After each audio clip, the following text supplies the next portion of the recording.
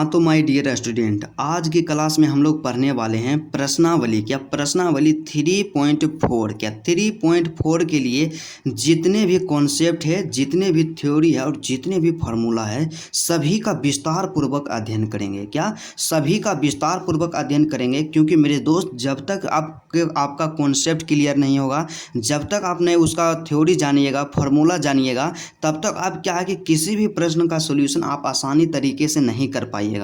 और आप में से दो तरह के स्टूडेंट इस क्लास को देख रहे होंगे। पहला तो वो होंगे, क्या पहला स्टूडेंट तो वो होंगे जिनको क्या है, ना ही कॉन्सेप्ट से कोई मतलब है, ना ही कोई फार्मूला से मतलब है, और ना ही क्या है उनको थ्योरी से मतलब है। मतलब क्या है कि उनको सिर्फ क्या चाहिए, क्वेश्चन का प्रैक्टिस। क्या क्वेश्चन का प्रैक्टिस मतलब क्या कि वे क्वेश्चन को रटते रहते हैं। और यदि आप भी उन रटने वाले स्टूडेंट में से हैं तो मेरे दोस्त आज का क्लास आपके लिए नहीं है। क्या आज का क्लास आपके लिए नहीं है, क्योंकि मैं नहीं चाहूँगा कि आपका जो अनमोल समय है बर्बाद हो जाए। आज का क्लास उन दूसरे स्टूडेंट के लिए है। क्या आज का क्लास उस स्टूडेंट के लिए है जो कि क्या है, मैं किसी भी चैप्टर को पढ़ने से पहले उसके कॉन्सेप्ट को समझते हैं। क्या करते हैं, कॉन्सेप्ट को समझते हैं, उसके थ्योरी को समझते हैं, और उस चैप्टर में या उस प्रश्नावली में जितने फार्मूला है, क्या जितने फार्मूला है सभी को समझकर उसके बाद क्वेश्चन का प्रैक्टिस करते हैं। तो आप भी वैसे स्टूडेंट में हैं जो मैथ को समझकर उसके कॉन्सेप्ट को समझते हैं, उसके फार्मूला को समझते हैं, और उस चैप्टर में जितने भी थ्योरी होता है सभी को समझकर उसके बाद क्वेश्चन का प्रैक्टिस करते हैं। क्या क्वेश्चन का प्रैक्टिस करते हैं। तो मेरे दोस्त आज की क्लास आपके लिए काफ़ी स्पेशल होने वाला है। क्या आज की क्लास काफ़ी आपके लिए स्पेशल होने वाला है, क्योंकि आज की क्लास में हम वही करेंगे प्रश्नावली 3.4 के लिए जितने भी कॉन्सेप्ट है सभी का विस्तार पूर्वक क्या करेंगे, समझेंगे। क्या सभी का विस्तार पूर्वक समझेंगे। और आपको क्या है कि 100% गारंटी के साथ हम बोल रहे हैं, क्या 100% गारंटी के साथ बोल रहे हैं कि जितना कॉन्सेप्ट बताया जाएगा उसको जीवन में दोबारा पढ़ने की ज़रूरत नहीं है। तो चलिए आज की क्लास बिना टाइम का इन्वेस्ट किए मेरे दोस्त स्टार्ट करते हैं। बस आपसे एक छोटा सा रिक्वेस्ट है कि यदि आपको वीडियो अच्छा लगे, क्या यदि आपको वीडियो अच्छा लगे तो वीडियो को लाइक ज़रूर कर दीजिएगा, और मेरे चैनल को भी सब्सक्राइब कर लीजिएगा। क्या मेरे चैनल को भी सब्सक्राइब कर लीजिएगा, क्योंकि इस चैनल के माध्यम से क्लास 12 NCERT के पूरे मैथ का सभी चैप्टर के सबसे पहले हम थ्योरी करवाते हैं, उसके बाद उसमें फार्मूला क्या है सभी को बताते हैं। उसके बाद क्या करते हैं कि एक एक क्वेश्चन का प्रैक्टिस करवाते हैं। क्या एक एक क्वेश्चन का सॉल्यूशन करवाते हैं। तो चलिए आज का क्लास स्टार्ट करते हैं। तो सबसे पहला यहाँ पे आता है माय डियर स्टूडेंट, क्या है कि आव्यूह पर प्रारंभिक संक्रिया, जिसे कि आव्यूह का रूपांतरण भी कहा जाता है, कि आव्यूह पर जो प्रारंभिक संक्रिया होती है क्या होती है, और आव्यूह पर प्रारंभिक संक्रिया को हम लोग आव्यूह का रूपांतरण, मतलब आव्यूह का जो रूपांतरण होता है किस प्रकार से होता है, मतलब क्या है कि elementary operation of a matrix. क्या elementary operation of a matrix या ट्रांसफॉर्मेशन ऑफ ए मैट्रिक्स क्या है, मतलब सीधा सा समझना है कि आव्यूह पर प्रारंभिक संक्रिया क्या है। क्योंकि जब मैं भी क्लास 12 में था क्या करता था कि जितने भी क्वेश्चन था सबको रट जाता था, और क्या है कि इस तरह के कॉन्सेप्ट को हम समझ नहीं पाते थे। लेकिन क्या है कि आपको इस तरह का गलती नहीं करना है। आपको क्या करना है कि समझ कर बनाना है। तो सबसे पहले हम लोग समझेंगे कि आव्यूह पर जो प्रारंभिक संक्रिया होती है क्या होती है।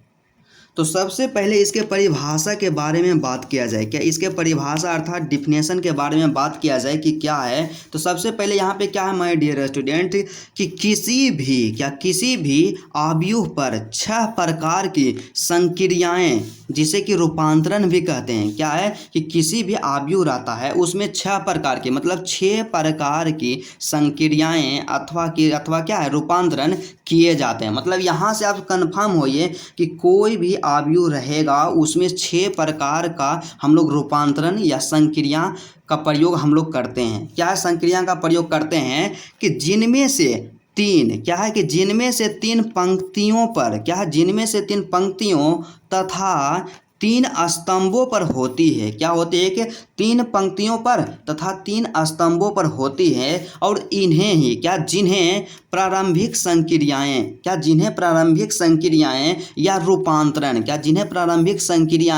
या रूपांतरण कहते हैं। यही है इसका डिफिनेशन। मतलब सीधा सा आपको समझा जाए कि क्या है कि आव्यूहों पर प्रारंभिक संक्रियाएं जो है कुछ भी नहीं, सिंपल सा है कि कोई भी आव्यूह रहता है उसमें क्या है कि 6 प्रकार से आव्यूह का क्या करते हैं, रूपांतरण करते हैं। आव्यूह पर प्रारंभिक संक्रिया का प्रयोग 6 प्रकार से करते हैं। और हम लोग जानते हैं कि कोई भी आव्यूह रहता है तो वो क्या रहता है, 2 चीज़ में बटा हुआ रहता है।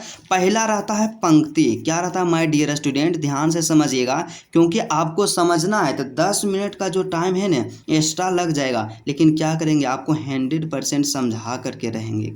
100% समझा ही देंगे। तो सबसे पहले क्या होता है, पंक्ति होता है। और दूसरा जो यहाँ पे होता है माय डियर स्टूडेंट स्तंभ होता है। स्तंभ।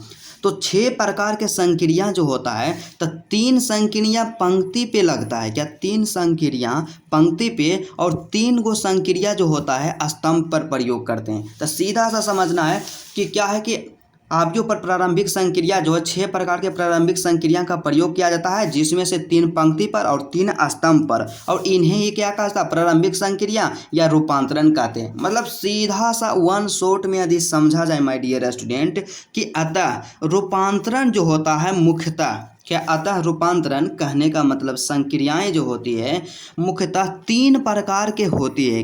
3 प्रकार के ही होती है। 3 प्रकार के होती है। पहला क्या है, एक एक का अध्ययन करेंगे और इससे बाहर तो क्या है एग्जाम में तो नहीं पूछा जाएगा। तो सबसे पहला जो संक्रिया होती है रूपांतरण होता है क्या है कि 2 पंक्तियों, क्या है यहाँ ध्यान दीजिएगा, क्या है कि 2 पंक्तियों या स्तंभों को 2 पंक्तियों या 2 स्तंभों को परस्पर बदला जा सकता है। काफ़ी आसान है। क्या है कि पहला जो संक्रिया यही है कि आव्यूह कोई है तो उसके 2 पंक्ति या 2 स्तंभ को परस्पर मतलब आपस में बदला जा सकता है, जिसे निम्न प्रकार लिखा जाता है। जिसे निम्न प्रकार लिखा जाता है मतलब क्या है, एक बात तो यहाँ से हम समझें कि 2 पंक्ति या 2 स्तंभ को आपस में हम लोग क्या कर सकते हैं, बदल के लिख सकते हैं। तो बदल के तो हम लिखेंगे, लेकिन उसको संकेत उसका जो होता है क्या होता है। तो सबसे पहले यहाँ ध्यान दीजिएगा आप कि पंक्ति को यदि हम बदल रहे हैं, 2 पंक्ति को आपस में बदल रहे हैं तो उसका जो संकेत होगा RI से RZ। RI रूपांतरण RJ होगा। RI रूपांतरण RJ होगा। तो यहाँ पे जो चिन्ह है ना, तो इसको क्या बोलते हैं, रूपांतरण का चिन्ह। रूपांतरण का चिन्ह मतलब इंटरचेंज। आपस में इसको बदल सकते हैं। मतलब क्या है कि RI को RJ में बदल सकते हैं और RJ को RI में बदल सकते हैं। इसका कहने का मतलब यही हुआ कि RI जो है न, RI को RJ के स्थान पर लिख देंगे और RJ को RI के स्थान पर लिख देंगे। तो आप में से कई स्टूडेंट यहाँ कंफ्यूज हो गए होंगे, माथा चकरा गया होगा कि RI और RJ की क्या है। तो RI RJ का मतलब कुछ भी नहीं है, क्योंकि देखिए आप लोग एक चीज़ हमेशा जानते हैं कि कोई भी, हम मान लीजिए कि यहाँ पे क्या है, एक मैट्रिक्स है। एक मैट्रिक्स है, इसमें अवयव है 6 है, 5 है, 7 है। 5 6 7 है, 3 4 2 है। ठीक है। तो इसमें क्या है, पंक्ति, एक पंक्ति हो गया, 2 पंक्ति हो गया, एक पंक्ति 2 पंक्ति। पंक्ति को R से सूचित करते हैं, पंक्ति को R। तो पहला पंक्ति है तो R1 हो जाएगा, दूसरा पंक्ति है तो R2 हो जाएगा। उसी तरह से हम क्या करते हैं कि पहला स्तंभ है, दूसरा स्तंभ है, तीसरा स्तंभ है। तो स्तंभ को हम लोग C से सूचित करते हैं, C से सूचित करते हैं। C से सूचित इसलिए करते हैं क्योंकि C स्तंभ का जो इंग्लिश होता है कॉलम, कॉलम जो होता है C से स्टार्ट होता है। तो यहाँ से हो जाएगा पहला कॉलम C1 लिखेंगे, दूसरा कॉलम C2 लिखेंगे, तीसरा कॉलम C3 लिखेंगे। तो यहाँ से आप कहने का मतलब मेरा यही हुआ कि यहाँ पे क्या है, I जो है न, I का मतलब समझ लीजिए पहला थी। I का मतलब कुछ भी हो सकता है कि पहला पंक्ति या दूसरा पंक्ति, क्या है आई की जगह कुछ भी आप रख सकते हैं। तो उसी तरह से आर जे है, तो जे का मतलब क्या समझिए, जे का मतलब समझिए कि पहला स्तंभ भी हो सकता है, दूसरा स्तंभ भी हो सकता है, तीसरा स्तंभ भी हो सकता है। यहाँ पे आप नहीं जानते हैं, इससे मान लीजिए एक्स बराबर हम कोई चीज़ को मान लेते हैं, तो एक्स का मतलब तो कोई फिक्स नहीं रहता है। तो एक्स का मतलब 4 भी हो सकता है, 5 भी हो सकता है, 6 भी हो सकता है। तो इसीलिए हम क्या है, एक संकेत के द्वारा हम इसको लिख देते हैं। क्या, एक संकेत को द्वारा हम लोग इस तरह से लिख देते हैं।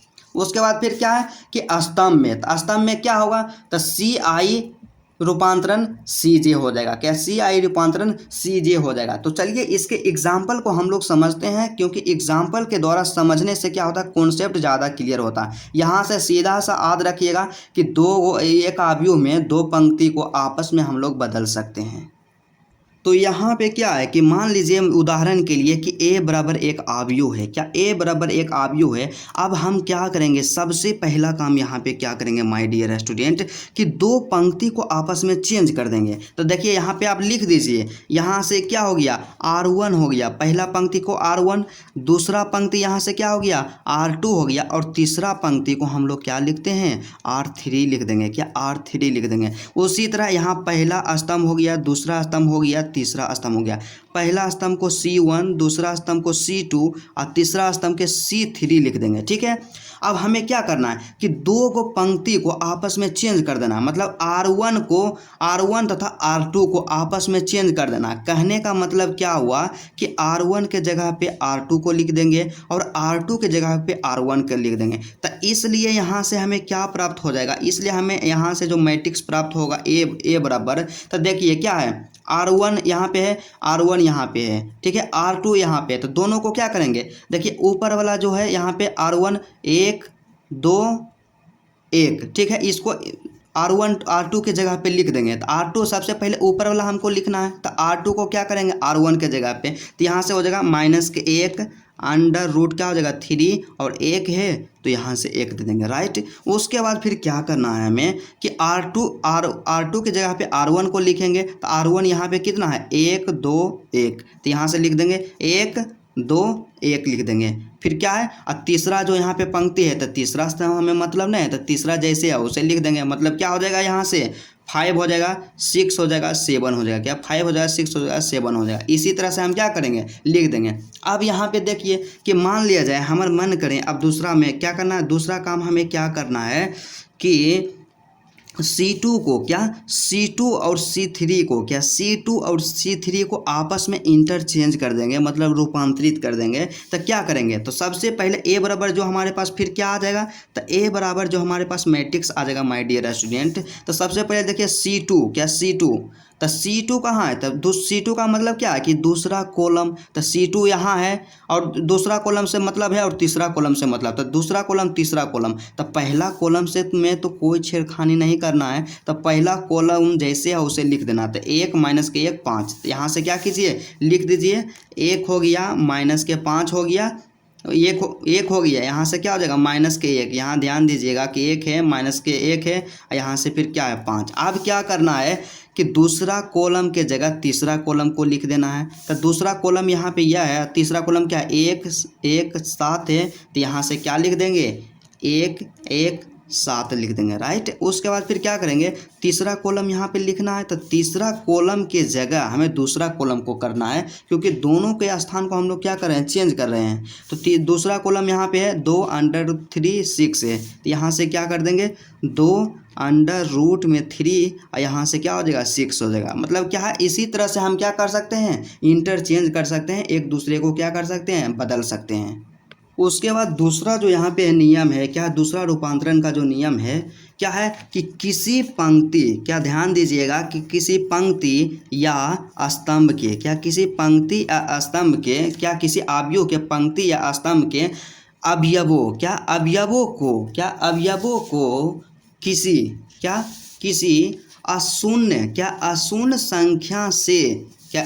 संख्या से गुणा किया जा सकता है। क्या होता है किसी आव्यूह के जो पंक्ति है या स्तंभ है, स्तंभ के अवयवों को, क्या किसी आव्यूह रहेगा कोई और उसके पंक्ति या उसके स्तंभ को किसी अशून्य संख्या से, क्या किसी अशून्य संख्या से हम लोग गुणा कर सकते हैं, क्या हम लोग गुणा कर सकते हैं। और इसका जो संकेत होता है मतलब जिसे निम्न प्रकार दर्शाया जा सकता है, क्या जिसे निम्न प्रकार दर्शाया जा सकता है। तो यहाँ सीधा सा समझना है कि कोई भी आव्यूह रहेगा उसके पंक्ति या स्तंभ को अशून्य संख्या से, मतलब अशून्य संख्या, तो अशून्य संख्या कहने का मतलब जीरो को छोड़कर कोई भी संख्या से हम लोग क्या कर सकते हैं, गुणा कर सकते हैं। और गुणा करने के लिए हम लोग किस तरह से दर्शाते हैं, तो यहाँ से क्या कि पंक्ति में गुणा करेंगे, तब क्या है पंक्ति में गुणा करेंगे। तो मान लीजिए हम पहला पंक्ति में गुणा कर रहे हैं, क्या आर आई में गुणा कर रहे हैं, तो आर आई पंक्ति में गुणा कर रहे हैं और यहाँ पे जो क्या है किस संख्या से गुणा कर रहे हैं, तो के संख्या से गुणा कर रहे हैं, क्या के संख्या से गुणा कर रहे हैं। के यहाँ पे हम इसलिए लिखें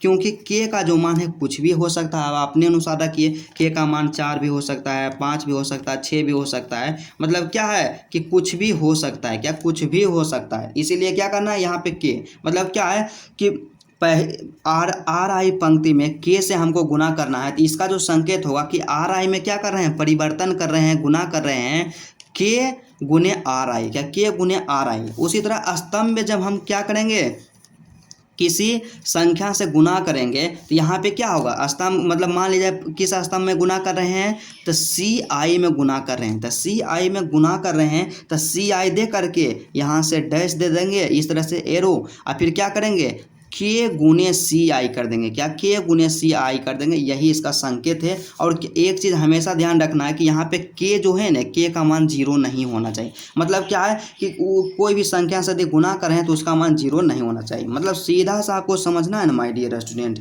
कि कोई भी आव्यूह रहे ओकर पंक्ति स्तंभ को किसी भी संख्या से हम लोग गुना करके लिख सकते हैं, जैसे गुना करके लिख सकते हैं, और उसका संकेत होता है क्या, यही होता है। उदाहरण के द्वारा देखिए हम इसको स्पष्ट रूप से समझते हैं। तो मान लीजिए कि यहाँ पे एग्जाम्पल यहाँ क्या दिया गया है, a बराबर एक आव्यूह है, क्या a बराबर एक आव्यूह है, जिसमें से क्या है अवयव, जिसका है अवयव है 1 2 1 माइनस के 1 √3 है 1 है। तो इसमें आप सबसे पहला काम किया कीजिए, ये क्या हो गया, पहला पंक्ति तो इसको R1 लिख दीजिए, दूसरा पंक्ति है तो इसको R2 लिख दीजिए, राइट। पहला स्तंभ है तो C1 लिख दीजिए, दूसरा स्तंभ है C2 लिख दीजिए, तीसरा स्तंभ है C3 लिख दीजिए। यहाँ तक कोई दिक्कत नहीं। अब क्या हमें करना है कि मान लिया जाए, क्या मान लिया जाए C2 में क्या कर रहे हैं, हम परिवर्तन कर रहे हैं। क्या C2 में क्या परिवर्तन कर रहे हैं माय डियर स्टूडेंट, कि किसी संख्या से हम लोग गुना कर रहे हैं C2 में, तो C2 में गुना कर रहे हैं ना, तो इसका संकेत क्या देंगे, संकेत तो C2 में गुना कर रहे हैं तो यहाँ C2 लिख देंगे, उसके बाद यहाँ से डैश दे देंगे, और फिर क्या करना है, गुना करना है। तो जिससे गुना करना है, मान लीजिए हमको 4 से गुना करना है C2 में, तब 4 इंटू यहाँ C2 हो जाएगा, क्या 4 इंटू C2 हो जाएगा, यही बात है। अब मान लिया जाए हमको क्या है कि R2 है, मतलब दूसरा पंक्ति में हमको किसी अचर संख्या से, मतलब दूसरा पंक्ति में मान लीजिए हमको 5 से गुना करना है, क्या 5 से गुना करना है, तो इसका जो संकेत होगा क्या होगा, तो दूसरा पंक्ति में गुना करना है, तो यहाँ पे दूसरा पंक्ति क्या है, R2 है, तो यहाँ से क्या कर देंगे, R2 लिख देंगे, क्या R2। तो R2 में किससे गुना करना है, 5 से गुना करना है, तो यहाँ से कर देंगे 5 और गुने में R2, क्या R2, या इसको डायरेक्ट आप लिख सकते हैं कि 5R2 लिख सकते हैं, क्या 5R2 लिख सकते हैं। या मान लिया जाए कोई स्टूडेंट बोलेंगे कि हमको तीसरा, यहाँ पे पहला जो पंक्ति है ना 1 2 1 में 8 से गुना करना है, किससे गुना करना है, 8 से गुना करना है, तब किस में गुना करना है, R1 में। तो यहाँ सबसे पहले क्या कीजिए, R1 लिखिए, राइट। फिर क्या कीजिए, यहाँ से एरो बना दीजिए, उसके बाद फिर क्या करना, 8 से गुना करना है, तो यहाँ से क्या कर देंगे, 8 गुने में R1 कर देंगे, क्या 8 गुने में R1। और इस तरह से हम लिख रहे हैं तो इसको थोड़ा सा अच्छा नहीं लग रहा देखने में, तो इसको क्या कर सकते हैं, 8R1 लिख सकते हैं, क्या 8R1 लिख सकते हैं। मतलब इसी तरह से सीधा सा समझना है कि कोई भी आव्यूह रहे उसके किसी भी स्तंभ या पंक्ति को किसी अशून्य संख्या से, मतलब शून्य नहीं होना चाहिए, वैसी संख्या से हम लोग क्या कर सकते हैं, गुना कर सकते हैं और उसका जो सिंबल होता है, चिन्ह होता है, इसी तरह से हम लिखेंगे। C2 में गुना करेंगे तो C2 दे करके तीर का निशान देंगे और 4 से जितना से गुना करेंगे उतना दे करके फिर C2 लिख देंगे, यही है। उसके बाद तीसरा जो यहाँ पे मोस्ट इम्पोर्टेंट यहाँ पे क्या है, संक्रिया है माय डियर स्टूडेंट। काफ़ी आसान है, इसको बिल्कुल आसान आप समझिएगा। क्या है कि किसी पंक्ति, क्या ध्यान दीजिएगा कि किसी पंक्ति या स्तंभ के, क्या है कि किसी पंक्ति या स्तंभ के, क्योंकि हम लोग जानते हैं कि अवयव जो होता है अगर हम दो ये चीज़ होता है, या तो पंक्ति होगा या तो स्तंभ होगा। तो कोई पंक्ति या कोई स्तंभ के अवयव, क्या कोई पंक्ति या स्तंभ के अवयव। तो यहाँ पे अवयव कहने का मतलब की है कि ई मान लीजिए एक पहला पंक्ति है तो इसका अवयव कौन है, तो 1 हो गया, 2 हो गया, 1 हो गया, यही क्या कहलाता है, अवयव। तो वही बात यहाँ बोल रहा है कि किसी पंक्ति या किसी स्तंभ के जो अवयव में, क्या अवयव में किसी अन्य पंक्ति, क्या किसी अन्य पंक्ति या स्तंभ के, क्या किसी अन्य पंक्ति स्तंभ के अवयवों को, क्या किसी अन्य पंक्ति स्तंभ के अवयवों को किसी अशून्य या शून्योत्तर संख्या से, क्या किसी अशून्य या शून्योत्तर संख्या से गुना करके, क्या गुना करके जोड़ा जा सकता है, क्या गुना करके जोड़ा जा सकता है। मतलब सीधा सा आप समझिएगा कि क्या है कि किसी पंक्ति या स्तंभ के सभी किसी पंक्ति या स्तंभ में किसी अन्य पंक्ति या स्तंभ के अवयवों को, क्या किसी अन्य पंक्ति या स्तंभ के अवयवों को किसी अशून्य संख्या से गुना करके जोड़ा जा सकता है। मतलब सीधा सा यहाँ पे आप समझिएगा माय डियर स्टूडेंट कि यहाँ पर A बराबर एक मैट्रिक्स को हम लोग मान लेते हैं। क्या मान लेते हैं कि A बराबर एक मैट्रिक्स है, 1 2 3 है, 4 5 6 7 8 9 है। क्या है, एक मैट्रिक्स दिया हुआ है, क्या एक अवयव दिया गया है। तो तीसरा जो संक्रिया यही बोला कि क्या है कि किसी पंक्ति के स्तंभ या पंक्ति की, क्या है कि किसी अवयव के स्तंभ या पंक्ति में, क्या किसी अवयव के स्तंभ या पंक्ति में। तो यहाँ पे समझ लीजिए कि यहाँ पे क्या है स्तंभ, तो इस यहाँ क्या पहला पंक्ति मान लेते हैं, क्या पहला पंक्ति। और फिर क्या है कि किसी दूसरे स्तंभ या पंक्ति में किसी अशून्य संख्या से गुना करके जोड़ा जा सकता है। मतलब क्या है कि मान ले जाए, क्या है हमको करना है कि पहला पंक्ति में, क्या पहला पंक्ति में यहाँ पे लिख दीजिए R1, पहला पंक्ति में दूसरा पंक्ति को, क्या दूसरा पंक्ति को हमको जोड़ना है। लेकिन क्या करेंगे, दूसरा पंक्ति में 5 से गुना करके, क्या दूसरा जो यहाँ पंक्ति है इसको 5 से गुना करके इसको किस में जोड़ देना है, R2 में जोड़ देना है। यही यहाँ पे बोला गया है, क्या यही यहाँ पे बोला गया है कि मान ले यहाँ पे पहला पंक्ति है, इसमें हमको क्या काम करना है कि यहाँ पे तीसरा जो पंक्ति है, ध्यान दीजिएगा यहाँ गलती हो गया था लिखने में, थोड़ा सा समझिए कि पहला पंक्ति है, अब पहला पंक्ति में हमको क्या काम करना है कि तीसरा जो पंक्ति है न, तीसरा पंक्ति को हम पंक्ति में 5 से गुना करके इसमें जोड़ देना है। तो इसका जो संकेत होता है, तो संकेत को हम लोग किस तरह से लिखते हैं, तो संकेत को यहाँ पे जो होता है कि पंक्ति में यदि क्या कर रहे हैं, पंक्ति में संक्रिया को लगा रहे हैं, तो यहाँ से क्या होगा, RI होगा। क्या RI में क्या चेंज करेंगे, RI में क्या चेंज करेंगे, जैसे कि यहाँ से हम किस में चेंज कर रहे थे, R2 में चेंज कर रहे थे, R1 में चेंज कर रहे थे। तो यहाँ से क्या लिख देंगे, R1 लिख देंगे। क्या R1 यहाँ से तीर बना देंगे, राइट। उसके बाद फिर क्या करना है कि R1 में जोड़ रहे हैं, तो यहाँ से यहाँ भी बोले ना कि R1 में हमको जोड़ना है 5 गुने R3 जोड़ना है। तो R1 में जोड़ेंगे तो R1 आप प्लस कर देंगे, कितना जोड़ना है, 5 गुने R3 जोड़ना है, तो 5 गुने में R3 लिख देंगे। क्या 5 गुने R3, इस तरह से क्या हो जाएगा, इसका संकेत हो जाएगा। तो वही बात यहाँ पे है कि R1 में चेंज कर रहे हैं, इस तरह से R1 दे करके डैश देंगे। फिर R1 में कितना जोड़ना है, तो R1 में हमको क्या करना है, जोड़ना है RI। तो मतलब RI में हमको क्या जोड़ना है, K से गुना करके RJ को जोड़ना है। क्या K से गुना करके RJ को जोड़ना है। उसी तरह से क्या स्तंभ में, क्या उसी तरह से स्तंभ में हमको क्या करना है कि CI स्तंभ में हमको क्या करना है, जोड़ना है, मतलब चेंजिंग करना है। CI स्तंभ में हमको क्या चेंज करना है कि CI स्तंभ में हमको जोड़ना है K से गुना करके CJ को। मतलब सीधा सा आप क्या कीजिए, एग्जाम्पल से यहाँ से समझिए कि मान लिया जाए B हमारे पास एक एग्जाम्पल है। तो इसमें क्या है, ये तो हो गया पहला पंक्ति को R1 हम लिख देंगे, दूसरा पंक्ति यहाँ पे है तो इसको R2 लिख देंगे। यहाँ तक तो कोई दिक्कत नहीं ना है। उसके बाद पहला स्तंभ है तो पहला स्तंभ को हम लोग C1 लिखेंगे और दूसरा स्तंभ जो है इसको हम क्या लिखेंगे, C2 लिखेंगे, राइट। यहाँ तक समझ गए।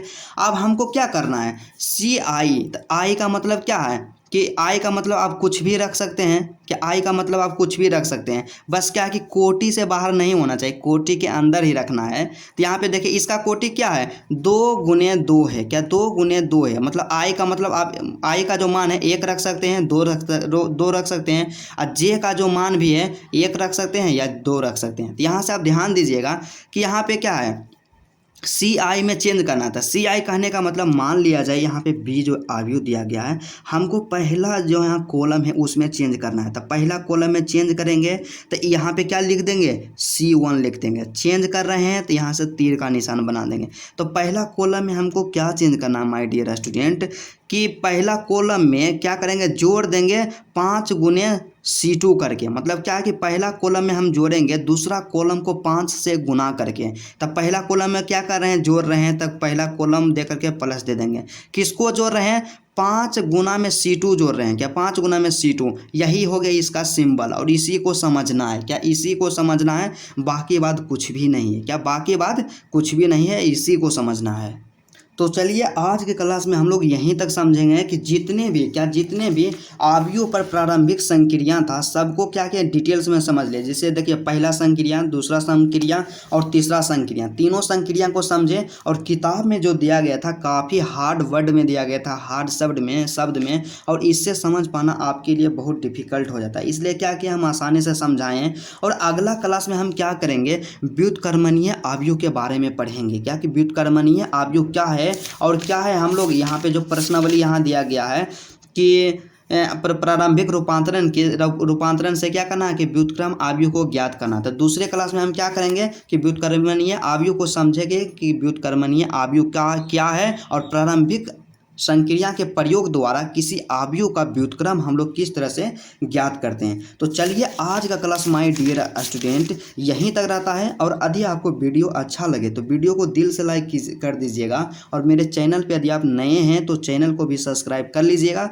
क्योंकि मैथ में क्या करना है कि 100 आउट ऑफ 100 स्कोर करना है।